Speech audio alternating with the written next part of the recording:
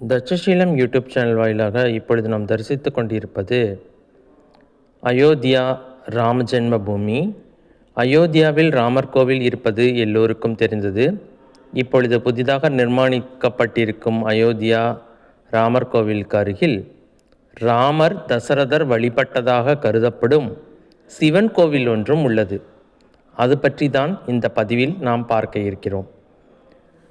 அதாவது தசரதரும் ராமரும் சரையு நதியில் குளித்துவிட்டு சரையு நதி தீர்த்தத்தை எடுத்துக்கொண்டு அந்த நாகேஸ்வரர் கோவிலுக்கு, அதாவது சிவன் கோவிலுக்கு சென்று அபிஷேகம் செய்து வருவார்கள்.